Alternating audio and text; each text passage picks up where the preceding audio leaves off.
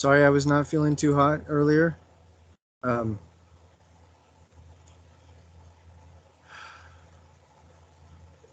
Sadly, well, actually, it's a nice thing. It's all taken care of. Hopefully, I won't have to end the meeting so abruptly again. But our first code word for today is icky.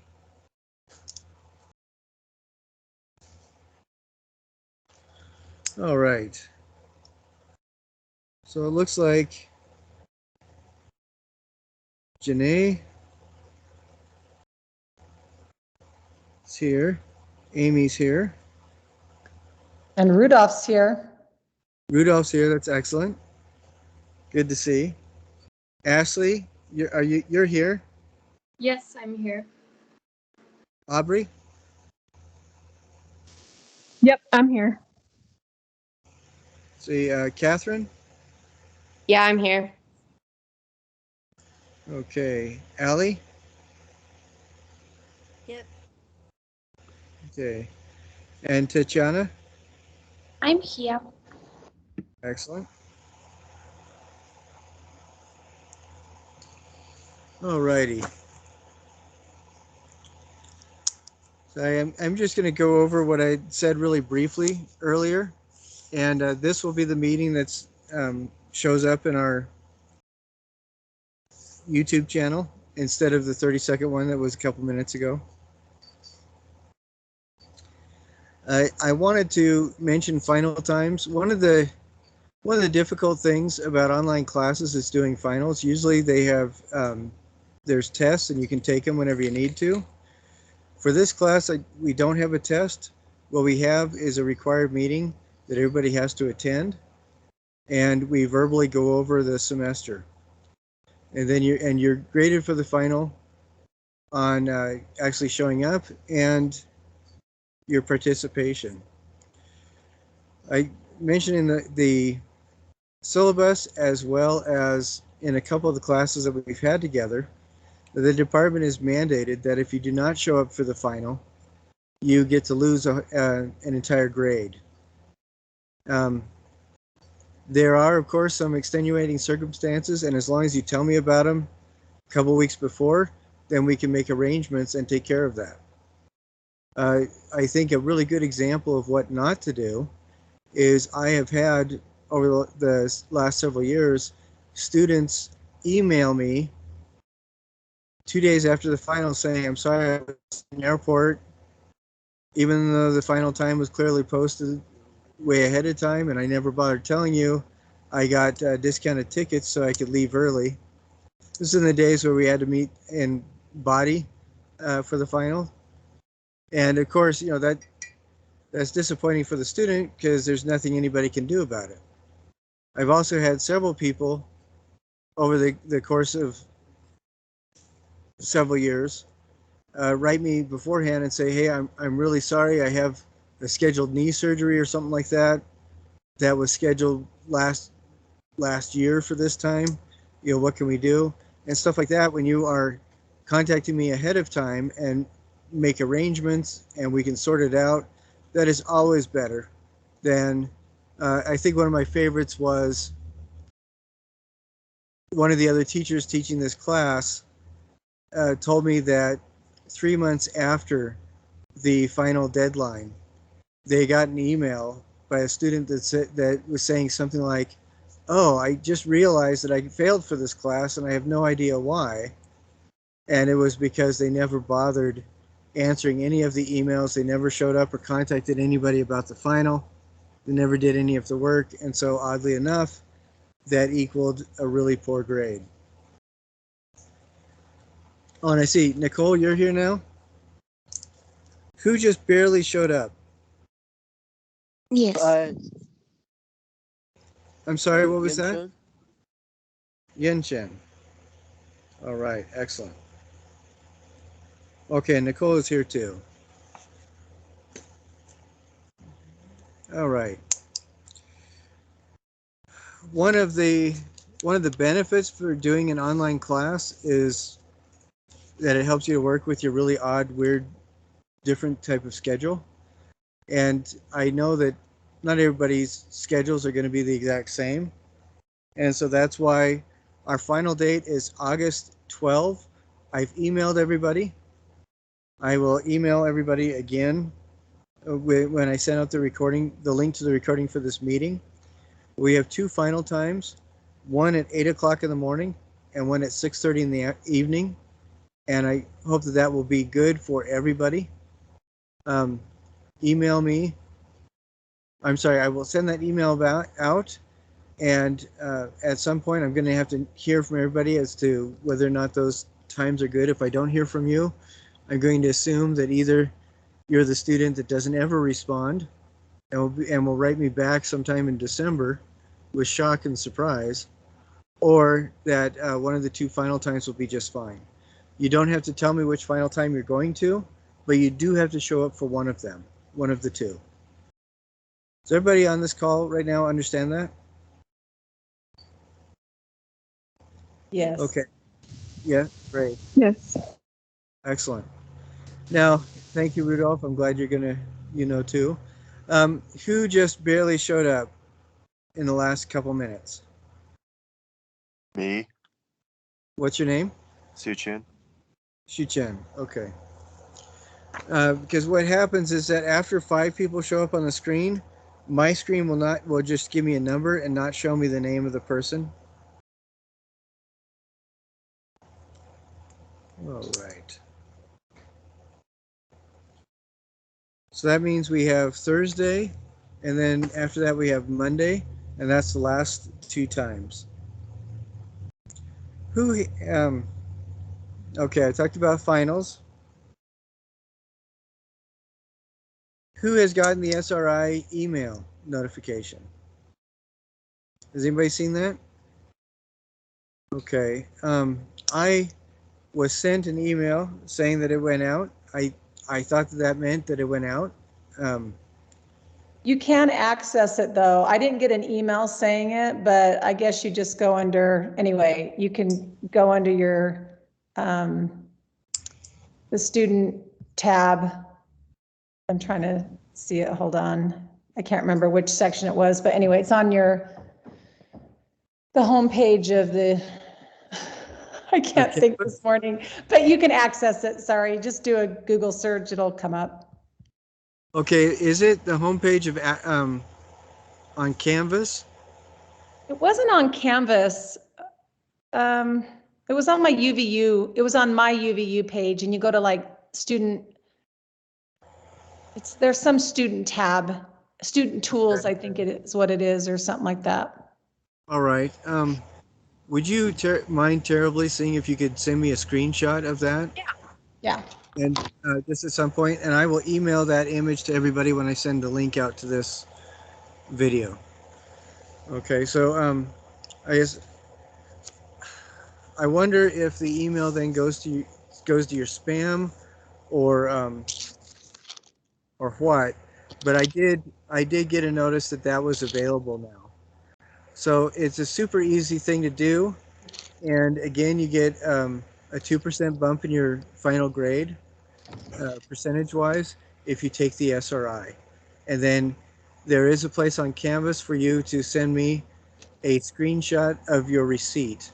So again, you send me an image of your receipt for the SRI, and then you get, does anybody remember how much of a bump in your grade?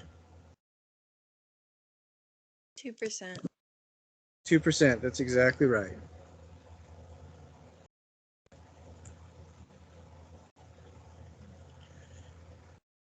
Alrighty, so that was the second thing I wanted to talk about. Okay, we're just joined by somebody new.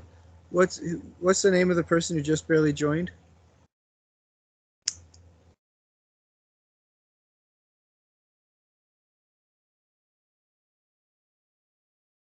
Somebody just joined in the last 2 minutes. What's your name? Me, Xiaoxiong. Okay, excellent.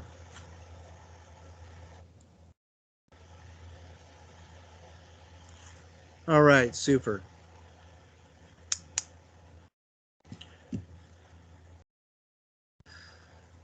Yesterday was a rather odd day for me.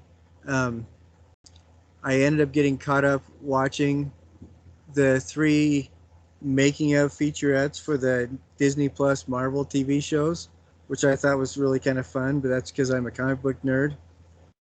Anybody else have any fun things that they did over the... Well, I guess that's not really a fun thing I did, because I didn't really do anything. I just laid on the couch like a potato and stayed still and watched stuff.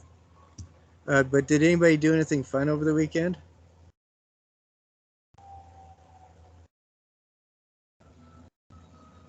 Nobody did, huh? All right, so that is the second code word. Second code word is boring.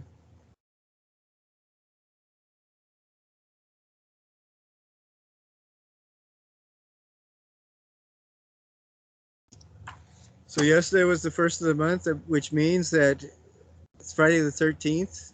We have a Friday the 13th this month that actually falls on a Friday. Most of the time, the Friday the 13th falls on another day of the week. So we're lucky this time. Does anybody know what the history of why Friday the 13th is a bad day? A friend of mine went to France on a vacation with his family, and there is a special place in France that commemorates why Friday the 13th is so bad. I do not remember the exact year, but it was, I believe it was in the 13th century, and the year might be 1268. I'm not entirely sure. At the time, the King of France was running out of money, and one of the Pope's legates, or one of his officials representing the Vatican, was kind of upset because they were running out of money too. And at the time, the Gnostic Christians, which are kind of a more spiritually focused group of Christians, were living. There was a group of them living in the French countryside. They had a lot of land. They had a lot of goods, and they were just peacefully minding their own business. Gnostic Christianity is a rather interesting mystical sect that does a lot of meditation, a lot of thought about why you live a Christian lifestyle. And there's a lot of stories that they have that doesn't make a lot of sense to people who aren't Gnostic, because those stories are intended specifically to help them understand lessons in a practical way, in a similar way that, like in Buddhism, you'll have these stories called reversions, where, for example, a person will ask you to meditate on the sound of one hand clapping. The story is that one of the generals was with the representative from the Pope as they were getting ready that morning to storm this group of citizenry. And he said, well, I know that some of these people are going to be good people. How do we avoid from hurting the good people? And the famous quote by tradition from the Pope's legate was, kill them all and let God sort them out. And so that's what they did. And it just so happened that it was in April. I believe the year was 1268, happened to be a 13th of April, and it was on a Friday. And since that was a very bad day to be alive in France, Friday the 13th has been a bad day ever since. Before then, how many of you are aware that the early Christians had 13 zodiac signs that they recognized? Anybody know that? There's 12, of course, that we recognize today. And there are a number of Christian sects that will symbolize or associate each of the 12 apostles with one of the zodiac signs. And of course, Peter, because he was a fisherman, is associated with Pisces. And they're all about like that. But the 13th sign, the symbol was a serpent on a staff, just like what Moses raised in the wilderness. The name of that sign was Ophiuchus, and it was associated with the 13th member of that first quorum, which was Jesus Christ. So 13, up until that time, was not a bad number. It was a very good number, because it meant it was the apostles and their leader. So it was a complete group. And when the government did that to those innocent people, ever after it became a bad number. So that's why Friday the 13th is unlucky. So if nothing else, if you were awake during that, you learned something, whether or not you wanted to. Right, who has done critique, email, photo them or videoed themselves during the critique, recorded themselves, and sent that to me?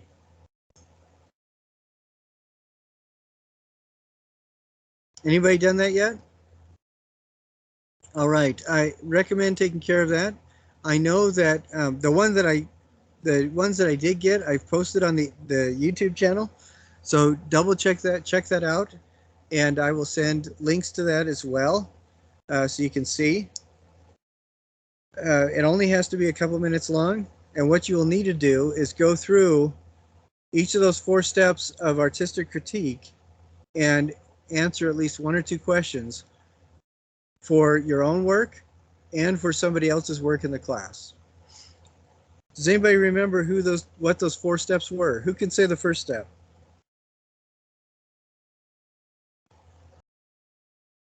Describe. Describe is the first step. That's right. And Janae, what's the second step? Analyze. Excellent. Very good. Can anybody tell me what the third step is? Interpret. That's right, Allie. The third step is interpret. What's the fourth step? The last step? Judge it. Isn't it like? Oh yeah, never mind. What's that? Sorry, never mind. Okay. But yeah, those are the 4 steps. And excuse me. When you go through them all, I'd like you to notice a couple things and think about this. Each of these have at least a couple questions. So when you discuss the first step, description, what are you talking about specifically? What kinds of questions are you going to be answering in your videoed critique? What are we describing?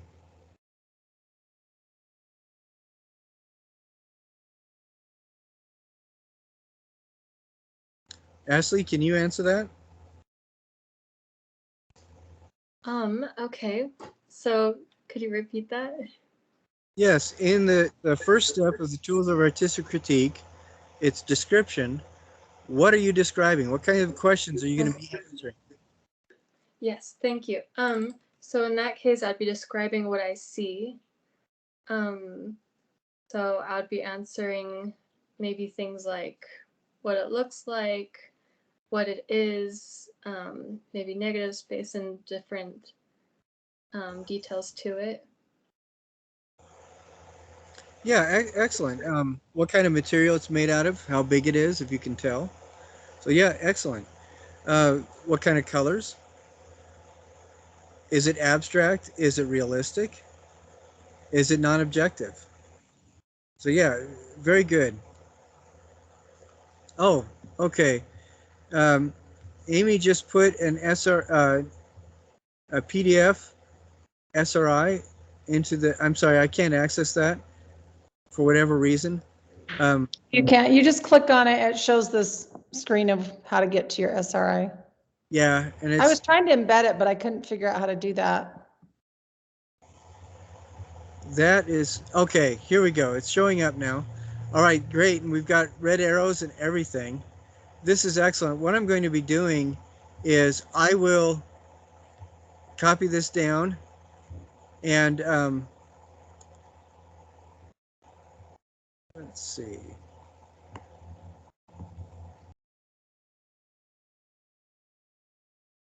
I'm sorry. I'm trying to copy. If you wouldn't mind emailing that to me, because I can't, for whatever reason, my computer is not allowing me to download it. I did send it to you in Canvas in an email. I just didn't know if you would see that I sent it.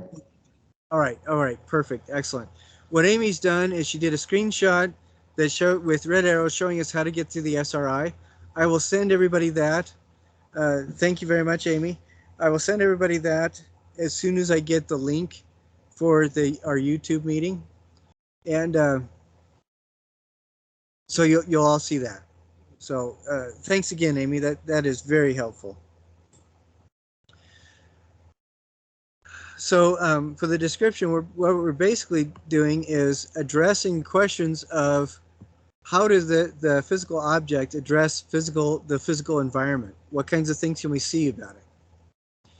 Now, so what we're trying to do is just to say what it is without trying to interpret it, without trying to analyze it, just describing the physical features or the perceptible features of it. So the second one, analysis. What kinds of questions, I would like somebody to answer this, what kinds of questions are you going to be thinking about when you are analyzing the piece? What does analyze mean? Tatiana? We Oh. need to we need to think what elements and principles of design was using in this piece. That is really good. Excellent. You're trying to figure out how did the artist put it together. So yeah, excellent. So comments like perhaps the person altered texture in different areas. So that's one of the principles of design, just engaging curiosity on somebody. You see a difference. Uh, the first one, somebody, I think it was Ashley mentioned the use of negative space.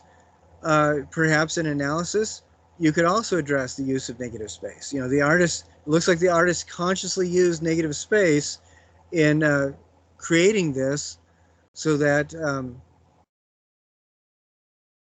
perhaps it addresses or shows some sort of dynamic forms in the piece. Uh, maybe we're also talking about imagining the tools that the artist used when they created this. Um, talking about a little bit of maybe how difficult some of the materials are. Can anybody think of other questions that you would talk about when you're talking about analysis? It could be like this. Oh, sorry. Sorry, you can go ahead. Well, just like the overall mood of the artist's work and what, like, I guess what emotions, I guess, are what they're wanting the effect to be for their artwork. All right, I think that's a really good one too. Um, we talked about in one of the quizzes how line quality can affect the impact of the art on us. And I think that the consensus, everybody talked about how yes, it is intentional, and the artist can intentionally try to evoke specific reactions or emotions with just the line quality. So if we're talking about analysis, we're adapting that from line quality to the overall piece.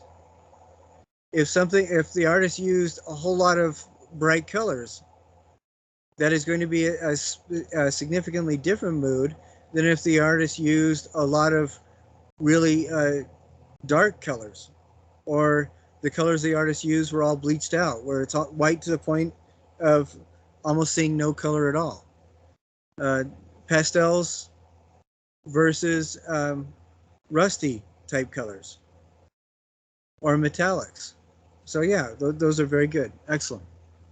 All right, who can tell me what the third step is in the tools of artistic critique? So it's interpretation. So you kind of try to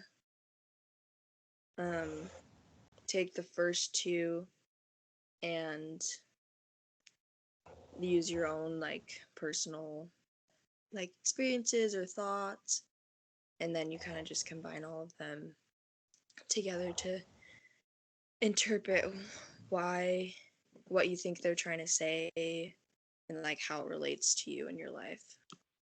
Yeah, that's excellent, Allie. Very good. You know, when you do that, then you're trying to pick up on different visual cues and trying to guess why or what the artist is trying to say with those visual cues. Now, this is interesting because I think this is where the conversation between you and the artist can really pick up steam, because very few of us have any sort of psychic powers that we recognize. But and so this kind of aspect, where we're trying to figure out what the artist is trying to communicate and how it makes it feel, this becomes rather personal. What kinds of things do we look for when we try to figure that aspect of the artwork out?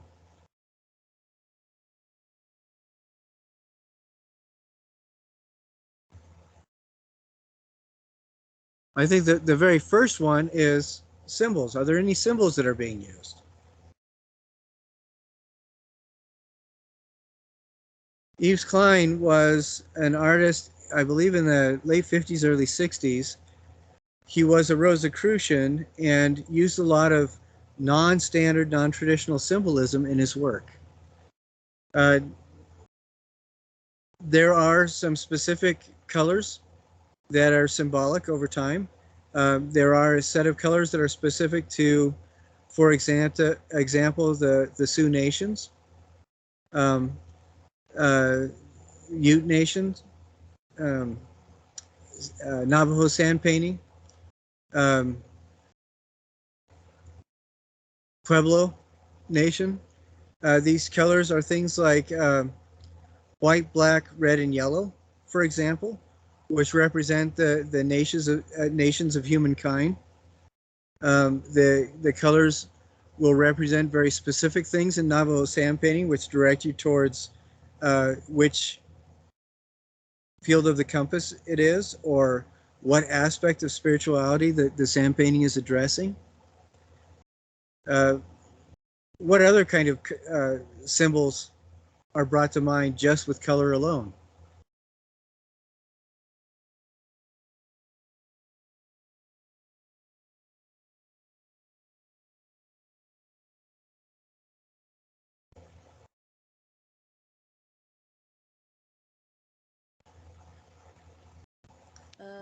I don't know if this is an example, but like I feel like I associate the color yellow with like the sun, and I feel like very often when artists are trying to portray or depict the sun, they'll use yellow and oranges. Yeah, I think that's an excellent observation. This is exactly the kind of thing that I'm talking about. Because whether or not we know exactly what the history of the artist, the personal history of the artist is, we can use these kinds of ideas to guess at symbols, and that will help us to kind of interpret what we're looking at. And the interpretation, since it's personal, how do you know if your interpretation is right or wrong? Well, I'll tell you, you can tell, and there is a right or wrong. Do you know what that revolves around, though? Honesty. If you are being honest with how you're interpreting it, then whatever your interpretation is going to be the right thing.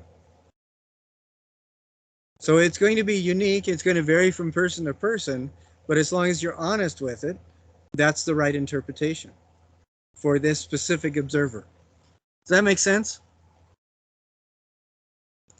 And I think what Ali was just saying is very true. Now, yellow is going to mean some very different things from different cultures and from different backgrounds.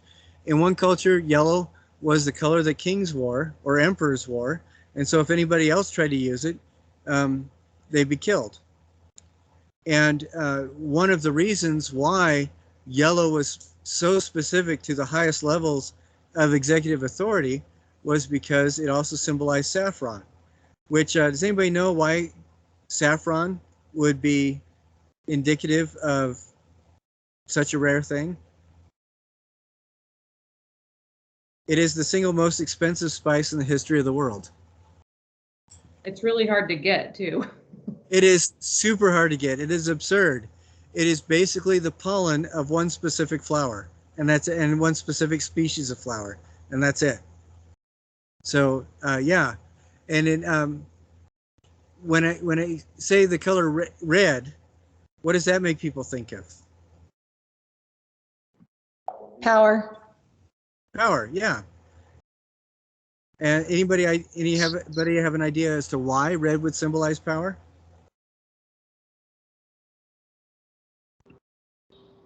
Maybe because it's color of blood and like it's war and something like.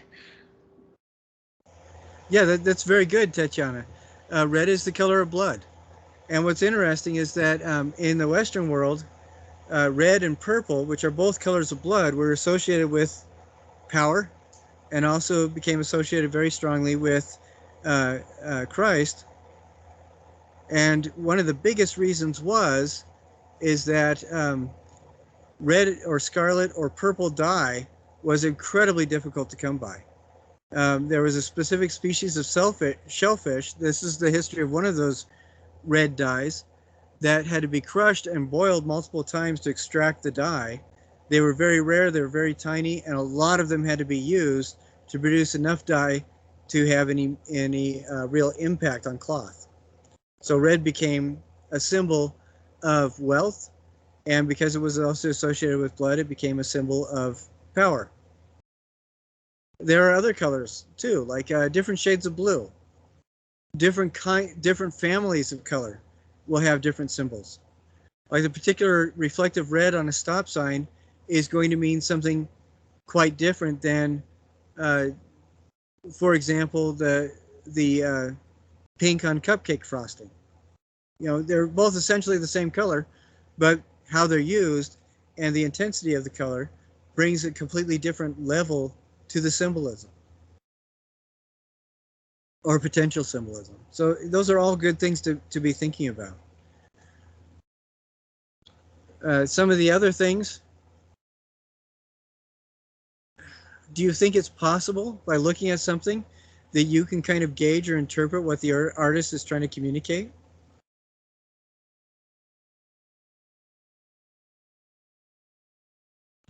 I think if we look at that collage that Betty Saar did, and we look at that sculpture that John Chamberlain did, that was basically a bunch of car parts mushed together. One of those is going to be much easier, I think, to kind of guess at or construct a possible narrative than the other. If you saw just a bunch of car parts put together, very formalist kind of display, how much more difficult do you think that would be to extract a narrative from it? You know? And if you see, does anybody remember Betty Saar's collage? It was the kind of flat field that had the large woman holding a baby, a very powerful woman holding the baby. There was a broom on one side, a rifle on the other. There was cotton in the background. And so there was a narrative there, a very strong narrative. And what you got extracted from that, how you chose to think about the artist's worldview would vary depending on whether or not you knew that the artist was a woman of color or not. If you thought the artist was a white male, it would mean something completely different. So, you know, even kind of extrapolating what the artist is and what their potential background can also change the meaning of something. What can anybody kind of guess at what the difference between analysis and interpretation is? Can anybody talk about that?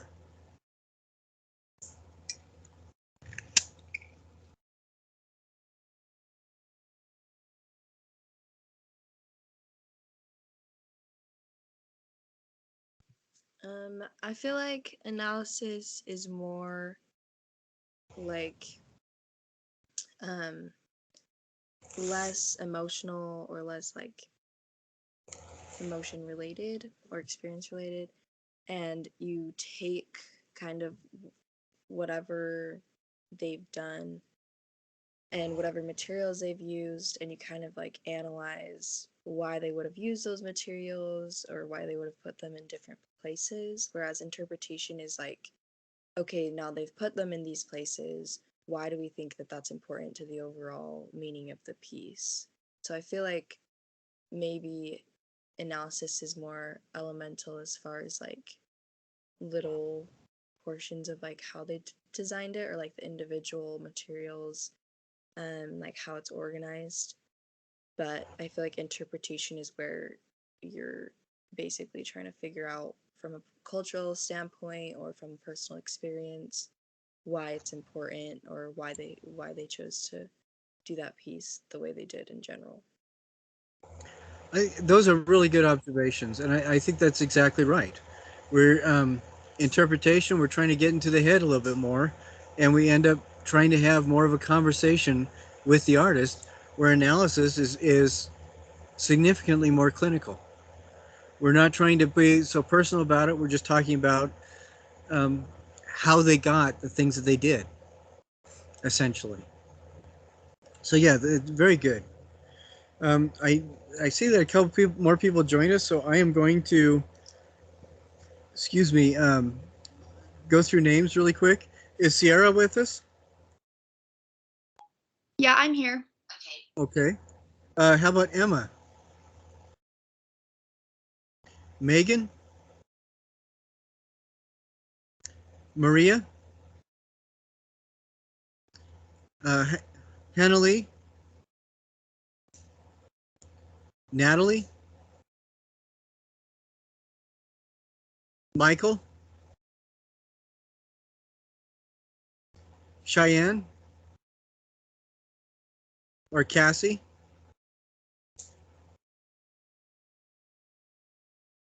All right. I really appreciate that, Allie. That's very good. And one of the earlier conversations we had, we talked about that ongoing conversation between the artist and the viewer. The artist doesn't even have to be present to have a conversation.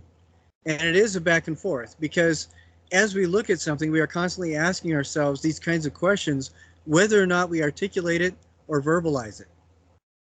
And the process of articulation, the more precise words that we can get, the clearer our observations can be, and the better interaction we have, the more fulfilling interaction we have with whatever the piece is.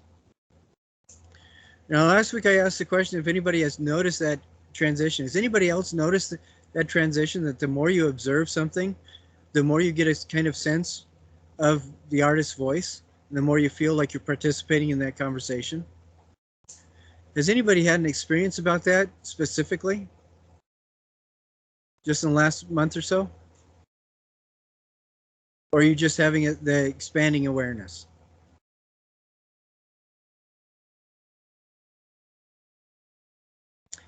Right now, what is the last step? After we've done these other three steps, what is the final step of the tools of artistic critique? It is judgment. We need to say about our opinion. What do we think about this piece? What do we feel about it?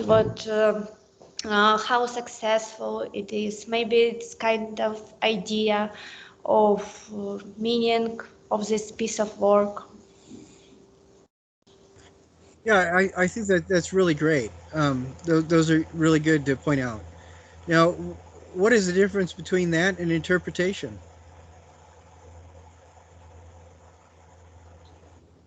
Interpretation, like we just say what we see, and here we think about our opinion about this work on judgment. I think that's good. We're intellectualizing a little bit. Like, for example, if interpret, we could say something like, the artist is, it feels like the artist is communicating a sense of unease or imbalance because of these things that look like the rhythm is unsettling. And then in judgment, we would say, I think the artist is trying to do that, but it could have been more successful if they had done this as well. Or we would say, I found it very unsettling. And it was obvious that the artist was trying to do that, and it was successful. That communication was very successful. So what is interesting about each of these four steps, we are injecting more and more of ourselves into what we communicate about the piece. We're interacting more with the piece, we're responding to it more, and we're valuing our own perceptions of the piece more. So the very first, we're just describing, the description is talking about how the piece fills volume, essentially, and how it interacts with the physical world. The second, the analysis is just trying to figure out how the artist did certain things in a very in a rather clinical way. So we're injecting more because we're using a little bit more of our imagination to guess how the piece was made. Third, in interpretation, we're injecting even more of ourselves as we're describing what we think the artist thought as they were doing it. And then the fourth is very much our part of the conversation where we are talking about specifically whether or not we think this piece has value, whether or not the artist was successful, how successful was the artist in what they were doing and what we feel they were trying to do.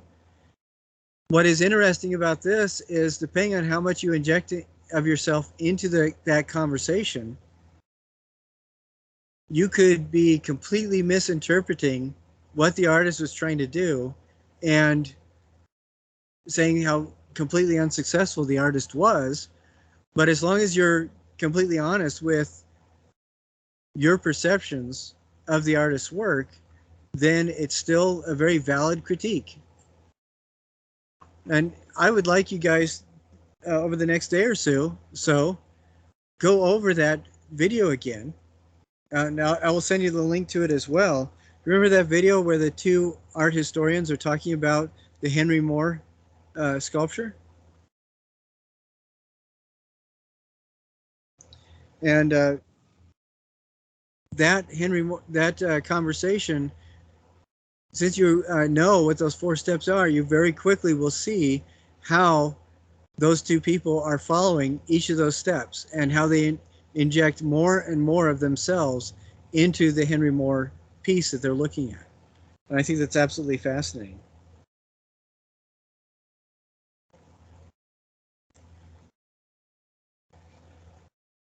Now, although I did mention to you that when I first came across Picasso's work, a lot of it nauseated me. And at the time, that was a completely honest and valid critique of the work with the small amount of information that I had access to.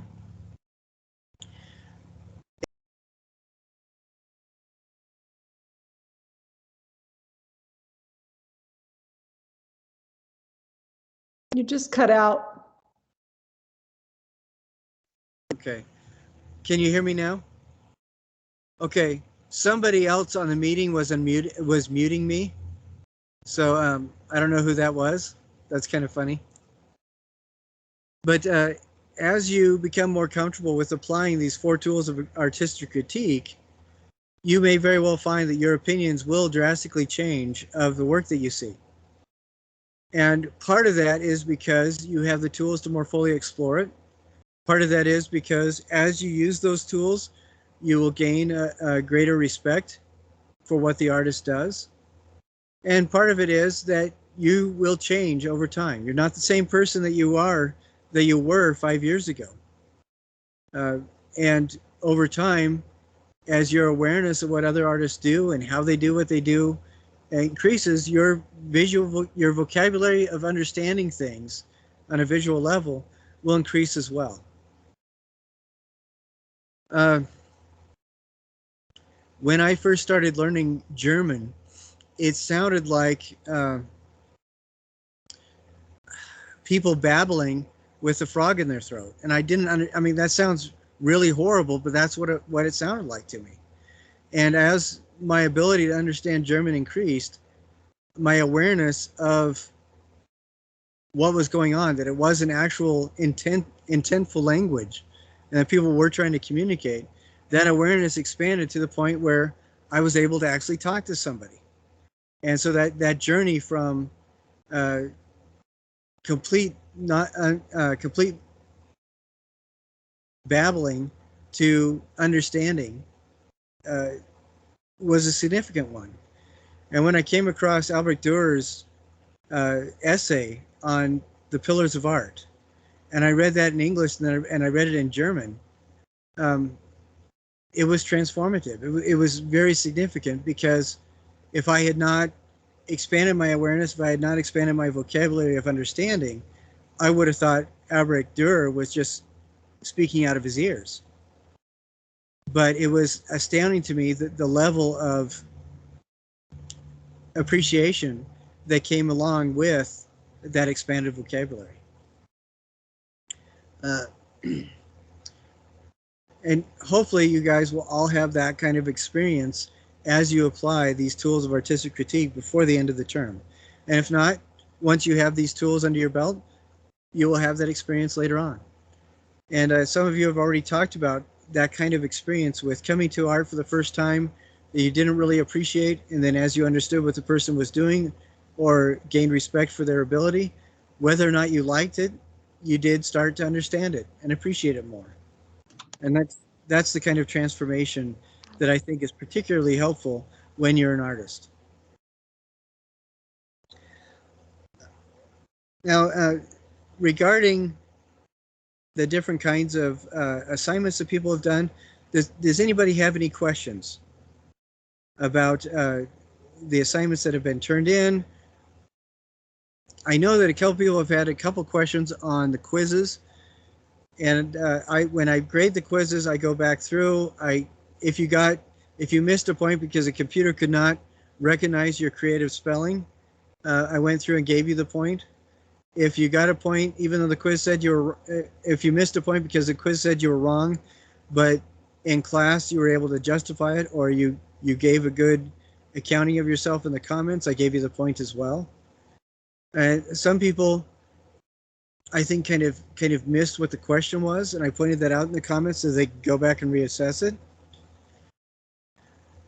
And there have been several people that have just that have emailed me and said, "Hey, I've left comments on there. I've redone this. Could you double check it?" And I've been able to update their grades. Please feel free to continue doing that.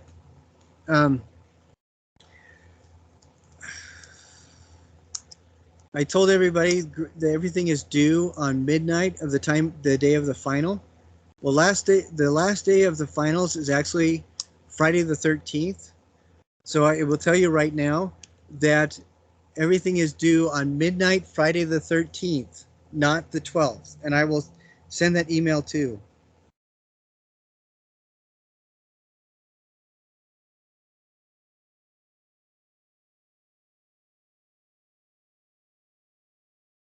Oh, I remember years and years ago, I said to somebody, as an offhand comment, I just wanted to see what their reaction was. "Oh, this month, Friday the 13th falls on a Thursday." And the guy got so annoyed with me so quickly, and he said, "Then it's not Friday the 13th. It's Thursday the 13th. And he was so angry. I thought, that's so sad when somebody takes something like that so seriously. Anyway, Friday the 13th, midnight is when everything is due.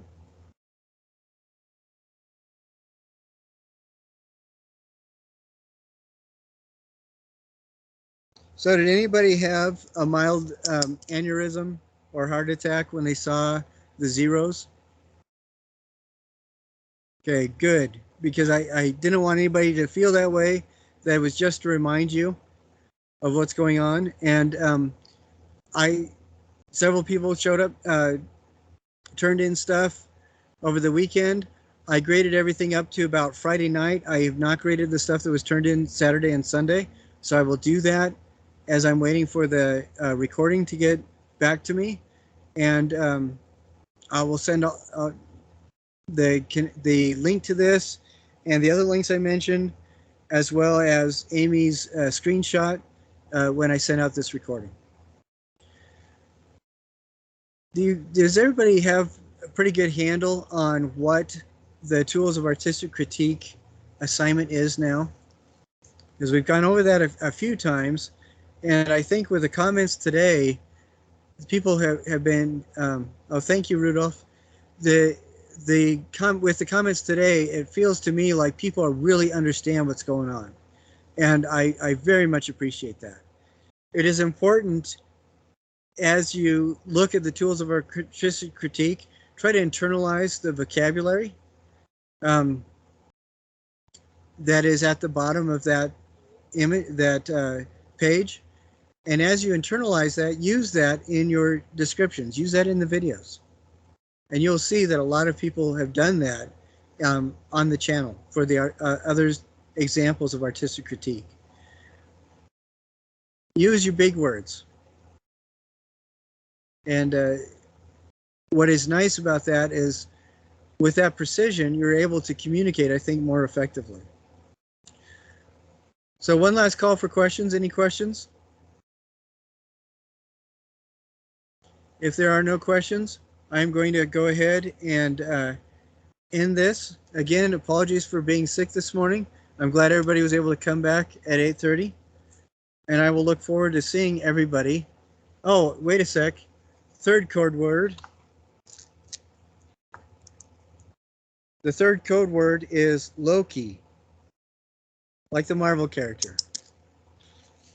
Because of the TV marathon, my personal TV marathon yesterday, whole bunch of time wasted, but it was kind of fun. All right, guys, I will see you guys, folks on Thursday. If you have any questions, please do remember to email me, contact me, or put them in the comments when you turn your assignments in. All righty? All right, we'll see you guys. Thank you. Thank you. You're Thank welcome. you. Thank you.